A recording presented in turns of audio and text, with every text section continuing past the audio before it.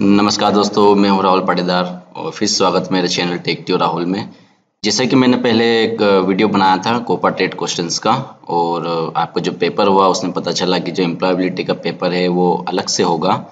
तो मैंने एम्प्लॉयबिलिटी का सेक्शंस के कुछ जो इम्पोर्टेंट क्वेश्चंस है वो तैयार किए हैं आप सबके लिए और इसमें क्वेश्चन वाइज तैयार किए मैंने। और इसमें आपको ये ध्यान रखना है कि किस चैप्टर से कितने क्वेश्चन पूछे जाते हैं। आपका वैसे नॉर्मली 30 नंबर 30 मार्क्स का पेपर होगा एम्प्लॉयबिलिटी का, और ये जनवरी के 2 या 3 तारीख में होने के चांसेस है।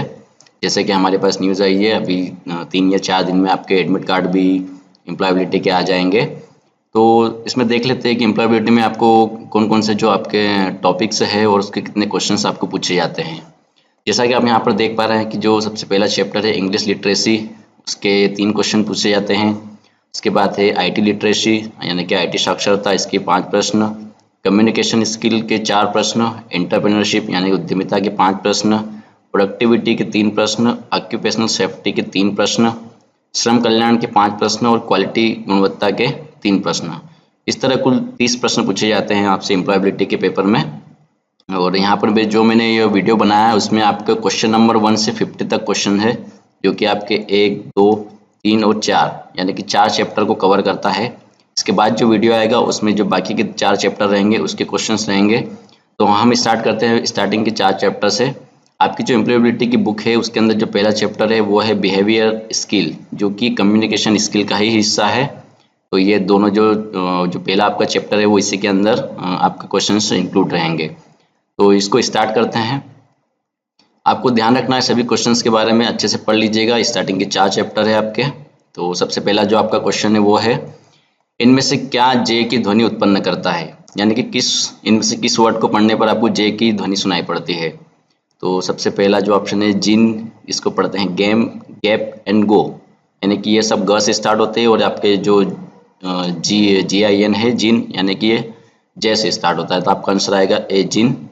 इसके बाद सेकंड क्वेश्चन है C dash dash for a while, यानी कि वह किसके लिए, मतलब कि इसको इस तरह से समझे कि आपको रिक्त स्थान यहाँ पर भरना है कि वह किसके लिए रुकी है। तो यहाँ पर आपका जो पहला ऑप्शन है वो है are ailing, he is wailing and he has been ailing और हैव बीन एलिंग, यानी कि आपको इसमें ग्रामेटिकली किस टेंस का जो आंसर आएगा वो आपको बताना है। तो जो कि यहाँ पर जैसे कि दिखाई दे रहा है यहाँ पर फॉर ए वाइल लिखा हुआ है, जो कि एक पास्ट परफेक्ट का सेंटेंस है। तो पास्ट परफेक्ट का जो सेंटेंस है उसमें हैज़ बीन का उपयोग किया जाता है। तो इसमें आपका आंसर आएगा हैज़ बीन एलिंग। उसके बाद अगला क्वेश्चन है द प्लम्बर, रिक्त स्थान द पाइप्स यस्टरडे, यानी कि प्लम्बर ने उसके पाइप्स को रिपेयर किया है। तो कब रिपेयर किया है उसको भी हमें टेंस के रूप में बताना है। तो इसका आंसर आएगा आपका रिपेयर्ड, यानी कि प्लम्बर ने रिपेयर किया पाइप को यस्टरडे यानी कल, यानी कि प्लम्बर ने कल पाइप्स को रिपेयर किया। वाज रिपेयर में ईडी आएगा, अगर आपका ये आंसर भी सही रहता लेकिन यहाँ पर ईडी आता। वाज रिपेयर्ड गलत है, और रिपेयर जो कि नाउन का फर्स्ट फॉर्म है इसलिए ये आएगा नहीं, इसलिए इसका आंसर आएगा आपका रिपेयर्ड। उसके बाद अगला क्वेश्चन है Kumar, are can be is, यानी कि इसमें से एक आपका आंसर रहेगा is a good painter, carpenter. काफ़ी इजी क्वेश्चन है, Kumar is a good carpenter, तो आपका ऑप्शन आएगा यहाँ पर 4 नंबर डी। उसके बाद अगला क्वेश्चन है come tomorrow and fix the door knob, this sentence is, ये जो कल आओ और डोर की नॉब को फिक्स करो ये किस तरह का सेंटेंस है। तो ये जो एक सेंटेंस है इसे इम्पेरेटिव यानी कि सिर्फ सकारात्मक है, इम्पेरेटिव आदेशात्मक, यानी कि कल आना है आपको और डोर को फिक्स करना है। इंट्रोगेटिव का मतलब होता है कि जिसमें क्वेश्चन पूछा गया हो। एक्सक्लेमेटरी का मतलब होता है जिसमें कोई आश्चर्यचकित वाली बात हो। तो यहाँ पे आपका आंसर आएगा बी इम्पेरेटिव, इसे याद रखना है, काफ़ी इंपॉर्टेंट क्वेश्चन है। उसके बाद अगला क्वेश्चन है how effective the CTS training has been, this sentence is, यानी कि इसको हिंदी में इसका अर्थ है how effective the CTS training has been, यानी कि CTS ट्रेनिंग कितनी इफेक्टिव है। यानी कि यह जो सेंटेंस है ये एक तरह से आश्चर्यचकित करने वाला सेंटेंस है, यानी कि इसे एक्सक्लेमेटरी या फिर आश्चर्यचकित कहा जाता है। तो इसका आंसर जो आपका आएगा वो है एक्सक्लेमेटरी। इसके बाद अगला क्वेश्चन है shall we go out for a pizza tonight, यानी कि इसमें आपको ये बताना है कि इसका जो आंसर आएगा वो किस तरह से आएगा। तो इसका है आई नो दैट, यानी कि मैं जानता हूँ। इट्स वेरी गुड, बहुत अच्छी बात है। I am to tired, and जो नेक्स्ट है आई एम सो लेट। तो इसमें जो क्वेश्चन ये है जो सबसे ज़्यादा सुटेबल कर रहा कि किसी ने आपसे पूछा है कि shall we go out for pizza tonight, यानी कि क्या पिज़्ज़ा के लिए हम चले, तो आपका एक अफर्मेटिव जो रिप्लाई रहेगा वो रहेगा आई एम टू टायर्ड, यानी कि मैं बहुत थका हुआ हूँ। तो इसे याद रखना है, काफ़ी अच्छा क्वेश्चन है। और ये जो 6 नंबर का क्वेश्चन है आपका, इसे याद रखिएगा, ये पूछा जाता है अधिकतर और काफ़ी टाइम पूछा भी गया है ये। उसके बाद अगला क्वेश्चन है निम्न में से किसे एमएस वर्ड में टाइप करने पर किसी समानार्थी शब्द प्राप्त होते हैं। समानार्थी का मतलब होता है सिमिलर, जो सिमिलर होते हैं उन्हें समानार्थी कहते हैं। ठीक है, तो कहाँ पर रहता है, तो ये आपको मिलेगा एमएस वर्ड के थीसारस में। थीसारस का मतलब होता है वर्णमाला, वर्णकोश या फिर डिक्शनरी टाइप आप इसे समझ सकते हैं कि जहाँ से उससे मिलते जुलते वर्ड आपको प्राप्त हो जाएंगे। तो इसका आंसर आएगा आपका ए थीसारस। इसे याद रखना है, अच्छा क्वेश्चन है। अगला क्वेश्चन है फोर्थ रो और कॉलम फोर्थ का निम्न में से कौन सा सेल एड्रेस होगा। तो ये जो आपका फोर्थ रो, यानी कि ऊपर से आप रो देखेंगे तो ए 1 2 3 4 रहती है और कॉलम आपका ABCD से स्टार्ट होता है। तो आपका फोर्थ कॉलम मतलब कि D नंबर वाला और फोर्थ रो मतलब कि 4 नंबर की रो। तो आपका जो आंसर आएगा वो आएगा D4। इसे याद रखिएगा। अगला क्वेश्चन है वह कंप्यूटर नेटवर्क जो रीजनल, नेशनल और इंटरनेशनल सीमा में फैला होता है। तो कौन सा नेटवर्क होता है जो रीजनल, नेशनल और इंटरनेशनल सीमा में, जो लेन रहता है वो कम एरिया में रहता है, उससे थोड़ा ज़्यादा शहरी क्षेत्र में मेन रहता है, और जो वाइड एरिया नेटवर्क रहता है ये उससे भी ज़्यादा बड़ा होता है। तो आपका जो पूछा गया क्वेश्चन कि आपको इंटरनेशनल मतलब कि देश विदेशों में कौन सा रहता है, तो देश विदेशों में आपका रहेगा वाइड एरिया नेटवर्क। तो इसका आंसर आएगा आपका वाइड एरिया नेटवर्क। उसके बाद अगला क्वेश्चन है इंटरनेट पर होने वाला अवैध कार्य। तो इंटरनेट पर जो भी अवैध कार्य होते हैं उसे साइबर क्राइम कहते हैं। इस क्वेश्चन को आप सभी जानते हैं। यह वायरस या सर्च इंजन या सोशल नेटवर्किंग नहीं कहलाता है, इसे साइबर क्राइम कहते हैं। आपने काफ़ी एड भी देखे होंगे टीवी में साइबर क्राइम के बारे में, यानी कि धोखाधड़ी हो जाती है इंटरनेट के माध्यम से, किसी के पैसे चुराए जाते हैं। ये सब जो होता है ये साइबर क्राइम में आता है। आपको याद रखना है कि इंटरनेट पर जो अवैध कार्य होते हैं उसे साइबर क्राइम कहते हैं। अगला क्वेश्चन है वह पिक्चर जो फाइल को दर्शाती है वह क्या कहलाती है। तो जो पिक्चर जो होती है जो फाइल को दर्शाती है, आपको कोई जब आप कंप्यूटर स्टार्ट करते हैं तो जो भी आपको फोल्डर्स दिखते हैं, तो फोल्डर का एक जो पिक्चर होता है उसे आइकन कहा जाता है। उसे लाइब्रेरी, स्टार्ट मेन्यू और डबल, ये तीनों चीज़ें अलग होती है। जो आपका आइकन होता है जिससे आप पहचानते हैं कि फाइल किस तरह की है, तो इसका जो आंसर आएगा वो आएगा आइकन। उसके बाद है अगला SMS का विस्तार क्या होगा। SMS का जो फुल फॉर्म है वो है शॉर्ट मैसेज सर्विसेज। इसे याद रखना है, काफ़ी इजी क्वेश्चन है और काफ़ी टाइम पूछा भी गया है ये। Simple message service, short mail service, simple mail service, ये सब रॉन्ग आंसर है। आपका सही आंसर है शॉर्ट मैसेज सर्विस। एक चीज़ और मैं बता दूं आपको कि जो अगला इसमें जो वीडियो रहेगा उसमें आगे के जो 4 चैप्टर्स रहेंगे उनके क्वेश्चंस रहेंगे। तो अगर आप उसके बारे में अपडेट रहना चाहते हैं, आप अच्छे से और पेपर देना चाहते हैं, तो मेरे चैनल को आप सब्सक्राइब बटन पर दबाइए और उसे शेयर कीजिए ताकि ज़्यादा से ज़्यादा लोगों के पास जानकारी पहुँचती रहे और जो भी मैं अपडेट करूँ आपके पास आपके यूट्यूब चैनल में दिखता रहे। तो इसे प्लीज़ सब्सक्राइब कीजिए मेरे चैनल को। अगला क्वेश्चन है इनमें से क्या एक नेटवर्क नहीं है। तो पीसी, स्मार्टफोन, सर्वर और स्विच। ये जो पीसी है ये भी एक नेटवर्क है, स्मार्टफोन भी एक नेटवर्क है, सर्वर भी एक नेटवर्क है, स्विच एक डिवाइस है। तो आपका आंसर आएगा इसमें स्विच। उसके बाद अगला क्वेश्चन है इनमें से क्या संचार चैनल का एक उदाहरण है। तो संचार चैनल, संचार मतलब होता है कम्युनिकेशन, यानी एक दूसरे से बात करना। तो जो आमने सामने की किया गया वार्तालाप, यानी कि जो एक दूसरे से बातचीत करते हैं, मतलब कि बातचीत करने में एक मैसेज दूसरे मैसेज, एक के पास दूसरा मैसेज जाता है तो उसे संचार कहा जाता है। तो संचार चैनल का एक उदाहरण आएगा आपका आमने सामने की किया गया वार्तालाप। तो आंसर आएगा इसका बी। उसके बाद अगला क्वेश्चन है स्वॉट का बाहरी कारक क्या है। स्वॉट का बाहरी कारक, तो स्वॉट का जो एक्सटर्नल जो फैक्टर रहता है वो रहता है उसका अवसर, यानी कि अपॉर्चुनिटी। जो फोर्स हो गया, कमजोरी हो गई, महानता हो गई, ये सब एक क्वालिटीज़ होती है। तो ये जो क्वालिटी होती है, क्वालिटी सब कुछ जितनी भी क्वालिटी रहती है सब स्वॉट के अंतर्गत आती है। और ये जो अवसर है ये कोई क्वालिटी नहीं होती है, इसलिए ये उसका बाहरी कारक हो गया है। तो इसका आंसर आएगा आपका सी, अवसर। उसके बाद अगला क्वेश्चन है आरबीआई का सहायक संगठन इनमें से कौन सा है। तो आरबीआई के अंदर जितने भी इंडिया में जितने भी बैंक हैं सभी आरबीआई के नीचे ही काम करते हैं। तो ये जो आपका आईडीबीआई बैंक यानी कि industrial development bank of India, ICICI bank, IFCI यानी कि international bank financial corporation of India, ये जितने भी बैंक है सभी RBI के सहायक संगठन बैंक है। तो इसका आंसर आएगा, इसका आंसर वैसे डी आएगा, यहाँ पर ए लिखा हुआ है, ये सभी आएगा। इसको करेक्शन कर लीजिएगा, टाइपिंग में मिस्टेक हो गया है ये। इनमें से कौन सा आउटपुट डिवाइस है? आउटपुट डिवाइस जैसे कि आप जानते हैं बारकोड रीडर एक इनपुट डिवाइस है, माइक भी इनपुट है, प्रिंटर एक आउटपुट डिवाइस है और कीबोर्ड जो है इनपुट डिवाइस है। तो आपका आंसर काफ़ी इजी क्वेश्चन है, इसका आंसर आएगा सी, प्रिंटर। इसके बाद अगला क्वेश्चन है, इनमें से कौन सा स्टोरेज डिवाइस नहीं है? आप जैसे कि जानते हैं प्रिंटर कोई स्टोरेज सेव नहीं करता है, बल्कि video tape, USB flash drive, pen drive, memory card, ये जितनी भी है ये सब स्टोरेज डिवाइस है, और आपका प्रिंटर है वो एक नॉन स्टोरेज डिवाइस है। इसका आंसर आएगा आपका ए, प्रिंटर। पेंट में कौन सा एक्सटेंशन सपोर्ट नहीं करता है? तो जो पेंट होता है, पेंट में आपका फोटो भी चलता है, आपकी GIF फाइल यानी कि ये भी फोटो का एक फॉर्मेट है, एक PNG फाइल ये भी एक फोटो का फॉर्मेट है, लेकिन जो डॉक्यूमेंट फॉर्मेट है ये सिर्फ MS वर्ड में ही ओपन होता है, ये पेंट के अंदर काम नहीं करता है।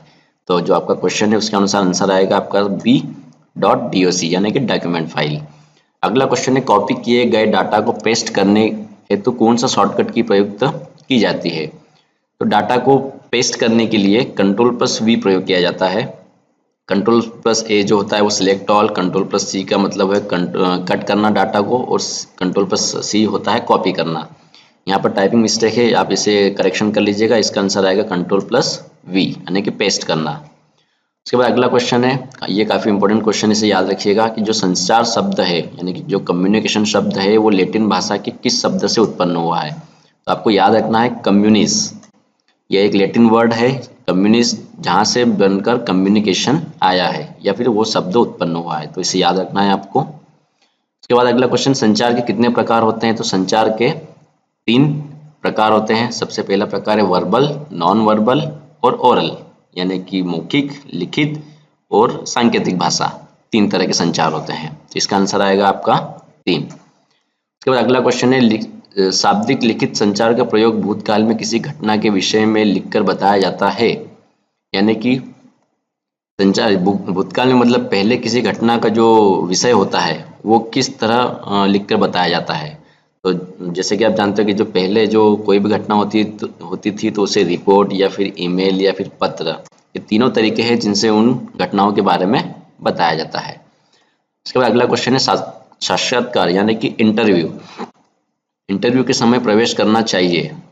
आपसे पूछा गया कि क्या इंटरव्यू के समय कैसे प्रवेश करना चाहिए, शांत रूप से, तीव्र गति से, ए या बी दोनों? तो सीधी सी बात है, आपको धीरे से इंटरव्यू के रूम में प्रवेश करना चाहिए, तीव्र गति से प्रवेश नहीं करना चाहिए। तो आंसर आएगा आपका ए, शांत रूप से। उसके बाद अगला क्वेश्चन है, आपको आंखों से इशारा करना किस प्रकार का संचार है?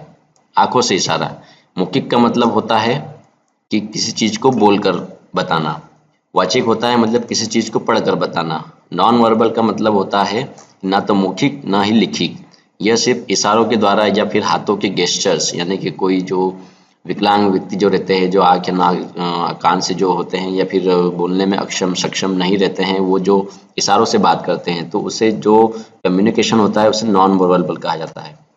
तो आपका और जो वर्बल होता है, वर्बल में से भी आ गया, यानी कि बोलना, लिखना, पढ़ना सब कुछ, लेकिन नॉन वर्बल में आपका सिर्फ इशारों से ही बातें करना आएगा। तो इसका आंसर आएगा आपका सी, नॉन वर्बल। उसके बाद अगला क्वेश्चन है, प्रॉक्सिमिक्स का मतलब, प्रॉक्सिमिक्स क्या होता है? तो प्रॉक्सिमिक्स का मतलब होता है संचार के दौरान रखी जाने वाली व्यक्तिगत शारीरिक दूरी, यानी कि आप कितनी दूरी से बात कर रहे हो किसी अन्य व्यक्ति से। एक आइडियल डिस्टेंस यानी कि दूरी होनी चाहिए एक दूसरे के बीच, ताकि आपका जो मैसेज है जो आप बात कर रहे हो सामने वाले के पास वो प्रॉपर तरीके से पहुंच जाए। तो उसे क्या कहते हैं? प्रॉक्सिमिक्स या फिर प्रॉक्सिमिक्स डिस्टेंस या फिर दूरी। तो ये जो प्रॉक्सिमिक्स, इसे याद रखिएगा, काफ़ी अच्छा क्वेश्चन है ये। इसे कहते हैं संचार के दौरान रखी जाने वाली व्यक्तिगत शारीरिक दूरी। उसके बाद अगला क्वेश्चन है, संचार के कितने तत्व है? तो संचार के 7 तत्व होते हैं, है ना। संचार के प्रकार और तत्व दोनों अलग अलग चीजें हैं। संचार के जो प्रकार है वो 3 होते हैं, लेकिन तत्व 7 होते हैं। ये जो 7 तत्व होता है इसके बारे में आपको जो आगे क्वेश्चन आएंगे उसमें आपको मिल जाएंगे कि जो 7 तत्व होते हैं वो कौन कौन से होते हैं। फिलहाल इसे याद रखिएगा कि संचार के जो है 7 तत्व होते हैं। उसके बाद अगला क्वेश्चन है, इनमें से कौन सा अच्छा कम्युनिकेशन है, मतलब कि संचार कौन सा अच्छा है? तो सबसे पहला है संदेश स्पष्ट सीधा हो यानी कि क्लियर और स्ट्रेट हो, संदेश अस्पष्ट हो यानी कि नॉट क्लियर हो, या फिर प्रेषक प्राप्तकर्ता पर हमलावर हो यानी कि एग्रेसिव है, या फिर नॉट टू लिसन यानी कि प्राप्तकर्ता प्रेषक की बात नहीं सुनता हो। तो जो सबसे अच्छा कम्युनिकेशन है वो है स्पष्ट और सीधा यानी कि क्लियर एंड स्ट्रेट। ये जो तीनों ऑप्शन है ये एक गलत संचार की निशानी होती है, इसलिए आपका आंसर नहीं आएगा। इसके बाद अगला क्वेश्चन है साक्षात्कार के समय उम्मीदवार को नहीं करना चाहिए। इंटरव्यू के दौरान आपको प्रश्न नहीं करना चाहिए, आपसे जितना पूछा जाए सिर्फ उतना ही जवाब दिया जाना चाहिए। उसके बाद आपको अनुमति लेकर प्रवेश करना है, ये तो करना चाहिए, मोबाइल भी बंद करना चाहिए। तो आपका जो आंसर आएगा वो है प्रश्न। आपको इंटरव्यू के समय उम्मीदवार को प्रश्न नहीं करने चाहिए। इसके बाद अगला क्वेश्चन है किस संचार में स्थिरता अधिक होती है, यानी कि ऐसा कौन सा कम्युनिकेशन है जिसके अंदर जो स्थिरता स्टेबिलिटी ज़्यादा होती है। जैसे कि समझिए इसको मौखिक संचार, यानी कि आपने किसी से कुछ बातें कर ली और हो सकता है कि वो बातें आपको याद ना रहे। जो सेकंड ऑप्शन है वो है लिखित संचार, यानी कि कोई चीज़ आपने लिख कर उसे बताया गया है तो उसमें अधिक स्थिरता होती है, यानी कि वो लंबे समय तक याद भी रहता है। जब आप पहले पढ़ाई करते थे तो कोई भी चीज़ लिख कर याद करते थे क्योंकि वो ज़्यादा स्टेबिलिटी होती है। शारीरिक संचार मतलब कि कोई चीज़ हाथ से सिखाई गई हो, तो इसमें भी उतनी नहीं रहती है क्योंकि ये चीज़ें प्रैक्टिस के ऊपर डिपेंड करती है, आप भूल जाते हैं। तो इसलिए जो सबसे स्टेबल रहेगी आपकी वो है लिखित संचार, इसे याद रखना है आपको। अच्छा क्वेश्चन है काफ़ी। इसके बाद अगला क्वेश्चन है प्रभावी संचार के मार्ग में सबसे बड़ी बाधा। प्रभावी संचार मतलब कि इफेक्टिव कम्युनिकेशन, यानी कि अच्छे तरीके से इधर से उधर बातचीत हो जाए, संदेश पहुंच जाए। तो उसमें जो सबसे बड़ी बाधा कौन सी है? तो सबसे बड़ी बाधा है आपकी प्राप्तकर्ता की अनिच्छा, यानी कि जो सुन रहा है अगर उसके सुनने की इच्छा ही नहीं होगी तो जो आपका संचार में जो सबसे बड़ी बाधा रहेगी वो सामने वाले की इच्छा ही होगी। अगर वो सुनना नहीं चाहता है तो सीधी बात है आपका कम्युनिकेशन नहीं होगा। इसका आंसर आएगा आपका प्राप्तकर्ता की अनिच्छा। तो अगला क्वेश्चन है आपका संचार में बाधाओं को दूर करने के उपाय से संबंधित है। संचार में यानी कम्युनिकेशन में बाधाओं को दूर करने के लिए क्या उपाय दिए जाते हैं? तो अगर आप कोई चीज़ किसी टॉपिक पर आप बात कर रहे हैं, किसी को कुछ बता रहे हैं, तो इसमें जो सबसे बढ़िया चीज़ क्या होती है कि आपको कोई इसमें दिक्कत ना आए। तो सबसे बढ़िया चीज़ है इसमें विषय का ज्ञान, यानी कि जिस विषय के बारे में आप बता रहे हैं उसका ज्ञान होना चाहिए अच्छे से। और माध्यम की स्पष्टता, माध्यम की स्पष्टता मतलब कि आप माइक में बोल रहे हैं या फिर नॉर्मल क्लासरूम में बोल रहे हैं या आप स्टेज में से बोल रहे हैं, तो वो भी अच्छा होना चाहिए ताकि सबके पास आपकी आवाज़ स्पष्ट रूप से पहुंच जाए। इसका आंसर आएगा आपको ए और बी दोनों, यानी कि ये दोनों चीज़ें जरूरी रहती है संचार में आने वाली बाधाओं को दूर करने में। आपको इसे याद रखना है। इसके बाद अगला क्वेश्चन है प्रभावी संचार सहायक होता है, यानी कि जो अच्छा जो संचार यानी कम्युनिकेशन होता है, यानी कि बातचीत जो होती है, किस काम में आता है? तो काफ़ी इजी इसका ऑप्शन है सामाजिक संबंधों के निर्माण में, अंतर व्यक्तिगत संबंधों के निर्माण में, बेहतर समाज के निर्माण में। तो इसका आंसर आएगा आपका सभी, यानी कि जो अच्छा जो संचार होता है, जैसे कि एक नेता होता है, एक नेता जब स्टेज पर भाषण देता है तो उसका संचार काफ़ी सहायक मतलब काफ़ी अच्छा होता है, तभी लोग उन्हें सुनना पसंद करते हैं। तो इसका जो आंसर आएगा आपका आएगा डी उपरोक्त सभी, यानी कि जो तीनों ऑप्शन है वो सही ऑप्शन है। उसके बाद अगला क्वेश्चन है सूचना संप्रेषण की तकनीकों में शामिल नहीं है, यानी कि इंफॉर्मेशन कम्युनिकेशन संप्रेषण मतलब कि भेजना की तकनीकों में क्या शामिल नहीं है? तो ये आएगा आपका इंटरनेट पर चैटिंग करना। चैटिंग करने में भी आप एक से इधर से उधर मैसेज करते हैं तो ये आपका तकनीक में आएगा। रेडियो पर गाने सुनना, रेडियो पर गाने सुनने पर भी आपके पास इंफॉर्मेशन आती है आगे से। समाचार पत्र पढ़ने में भी आपके पास इंफॉर्मेशन आती है। किसी को एकटक देखना, किसी को देखते रहने से कोई भी किसी भी तरह का कम्युनिकेशन नहीं होता है। तो इसका जो आंसर आएगा आपका आएगा किसी को एकटक देखना। इसके बाद अगला क्वेश्चन है संचार के दौरान जनता से साक्षात्कार के समय इनमें से क्या स्वाभाविक क्रिया है? तो इंटरव्यू के समय कौन कौन सी जो कॉमन चीज़ें होती है जो हर किसी को फेस करनी पड़ती है उसका बारे में पूछा गया है। तो जो है घबराहट और असहल व्यवहार, यानी कि घबराहट होती है थोड़ी बहुत, यानी कि डर लगता है कभी कभी इंटरव्यू में। और असहल व्यवहार यानी कि ऐसी ऐसी चीज़ें व्यवहार हमारा हो जाता है कि जो हमसे नहीं होती है, यानी कि जो किसी डर के अंदर बहुत सारी चीज़ें होती है जो हो नहीं पाती है। तो ये दोनों संचार के दौरान इंटरव्यू के दौरान जो नॉर्मल रूप से होती है। तो इसका आंसर आएगा आपका ए और बी दोनों। अगला क्वेश्चन है पढ़ते समय अगर कोई आसपास कोई शोर हो रहा हो तो उसे हमें क्या करना चाहिए? तो हमें उसे शांत करने की कोशिश करनी चाहिए, उस पर ध्यान नहीं देना चाहिए, कुछ देर बाहर निकलकर उसमें शामिल होना चाहिए, मुंह ढक कर कुछ देर सो जाना चाहिए। सबसे बढ़िया है इसमें आप मुंह ढककर सो जाइए, जो कि बिल्कुल गलत जवाब है। इसमें आपको ध्यान रखना है कि उस पर आपको ध्यान नहीं देना है। अगर आप उस पर ध्यान देंगे तो आपकी पढ़ाई में डिस्टर्ब होगा, तो इसे आपको याद रखना है। उसके बाद अगला क्वेश्चन है, श्रवण कैसी प्रक्रिया है? सुनना कैसी प्रक्रिया है? तो जो सुनना होता है वो एक मानसिक और सक्रिय, यानी कि आपको मेंटली, जब कोई आपको टीचर पढ़ा रहा है तो आपको मानसिक रूप से तैयार रहना पड़ता है और एक्टिव भी रहना पड़ता है कि वो क्या कह रहे हैं, क्या वर्ड उन्होंने बोले, और तभी जाके आपको उसे समझ में आएगा। आप निष्क्रिय मतलब कि डीएक्टिव रहोगे, यानी कि इनएक्टिव रहोगे तो आपको कुछ समझ में नहीं आओगे।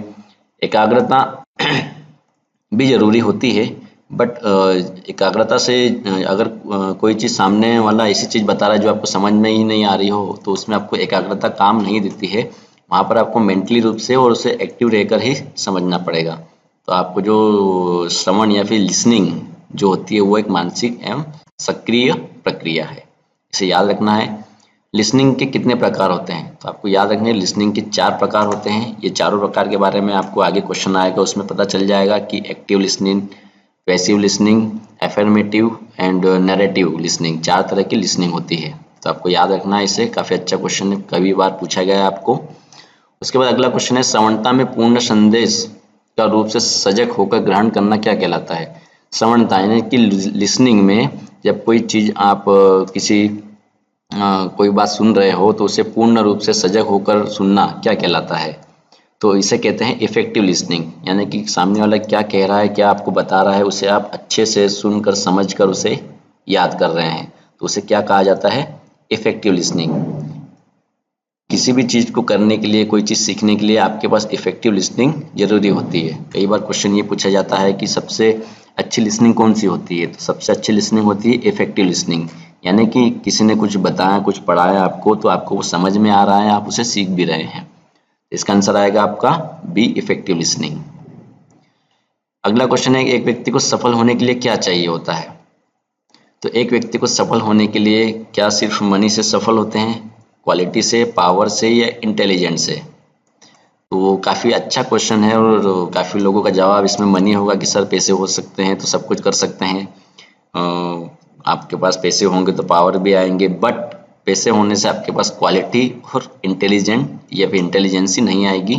तो सफल होने के लिए आपके पास चाहिए क्वालिटी। अगर आपके पास क्वालिटी है तो आप इंटेलिजेंसी भी आपके पास डेवलप कर सकते हैं, आपके पास पावर भी आ सकती है एंड देन मनी भी आ सकती है। तो काफ़ी अच्छा क्वेश्चन है, इसे याद रखिएगा कि सफल व्यक्ति होने के लिए आपके पास क्वालिटी होनी चाहिए। तो अगला क्वेश्चन है, सोच समझकर खुद से निर्णय लेने की क्वालिटी को क्या कहते हैं?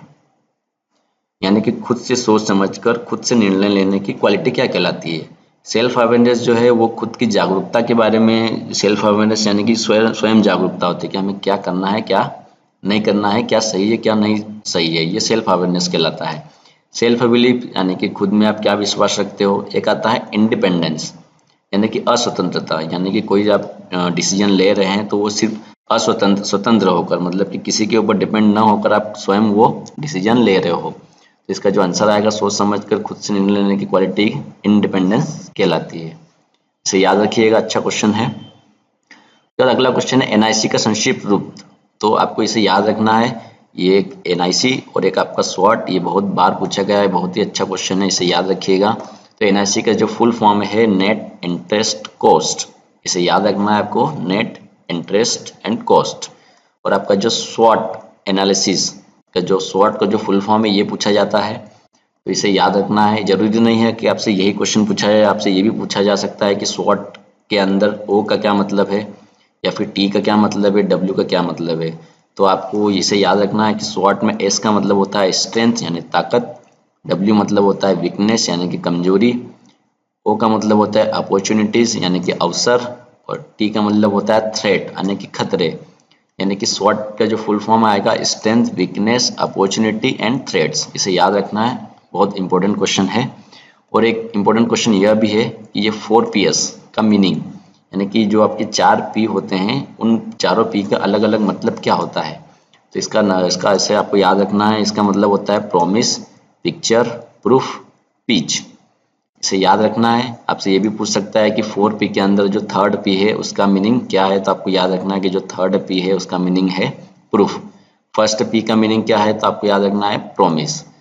इंपॉर्टेंट क्वेश्चन है, इसे याद रखिएगा।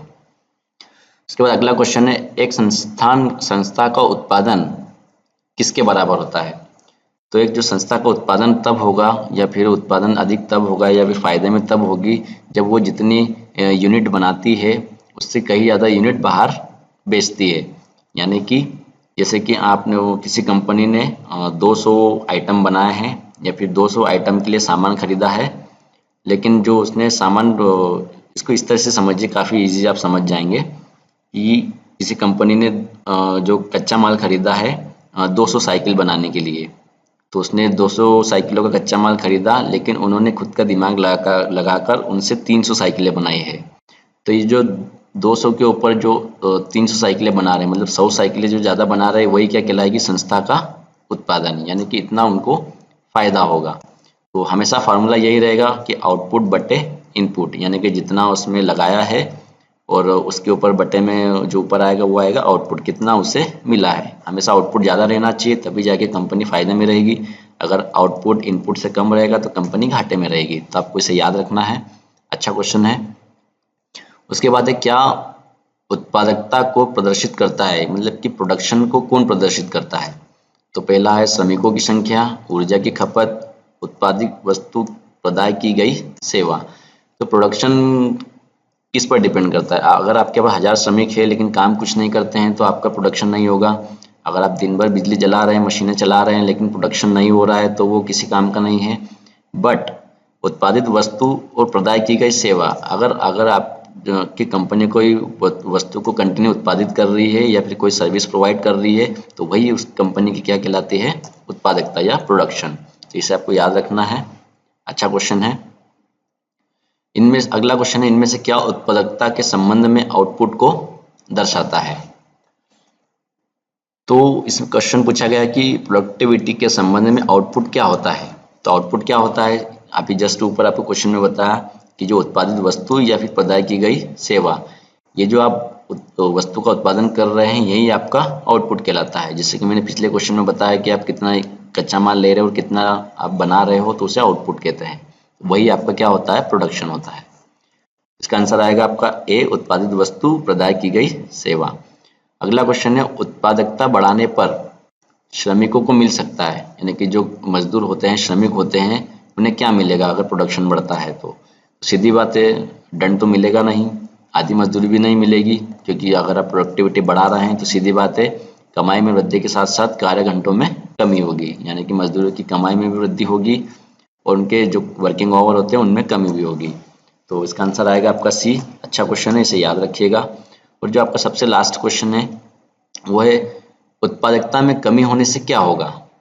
तो उत्पादकता यानी कि अगर आपकी कंपनी का प्रोडक्शन कम हो रहा है तो उस कमी से क्या होगा? तो सीधी बात है, जो पीसीआई यानी कि पर्सनल इनकम और जीडीपी यानी कि प्रति व्यक्ति आय और आपकी भारत देश की जो या फिर किसी भी देश की जीडीपी, इसमें क्या होगा? अगर कमी हो रही है तो सीधी बात है आपका जो पर्सनल इनकम है यानी कि प्रति व्यक्ति आय भी घटेगी और जीडीपी में वृद्धि नहीं होगी, ये भी कम होगी। यानी कि पीसीआई और जीडीपी दोनों में क्या होगी? कमी होगी। तो आपकी ये जो 50 क्वेश्चन है, आपको 50 के 50 क्वेश्चन याद रखने हैं। काफ़ी छोटा सिलेबस है एम्प्लॉयबिलिटी का और इनसे क्वेश्चन बाहर नहीं जाएंगे। तो जो अगला हमारा जो वीडियो रहेगा उसके अंदर हम क्या पढ़ेंगे कि जो आपके जो अगले चैप्टर रहेंगे, उत्पादकता, ऑक्यूपेशनल सेफ्टी, लेबर वेलफेयर और क्वालिटी उपकरण, इनके क्वेश्चंस रहेंगे, 50 क्वेश्चंस रहेंगे। आप उन क्वेश्चन को भी अच्छे से पढ़िएगा और क्वेश्चंस को अच्छे से अगर आपको कोई इश्यू आ रहा है तो इसे आप नोट डाउन कर लीजिए, क्योंकि 2 या 3 दिन में यानी कि आने वाले 3 दिन में आपका एडमिट कार्ड भी आ जाएगा और आपका 4 या 5 जनवरी के समथिंग आपका पेपर भी होने वाला है इसका डबल में, एम्प्लॉयबिलिटी का। तो अगर आपको ये वीडियो जो पसंद आया है तो इसे आप बिल्कुल शेयर करिए और इसके नोटिफिकेशन को भी ऑन करिए, क्योंकि जो सेकेंड वीडियो बनाऊंगा मैं उसकी जानकारी आपको मिल जाएगी। तो इन्हें अच्छे से पढ़ लीजिए। Okay, thank you very much. Thanks for watching my channel. Please subscribe और शेयर कीजिए। Thank you.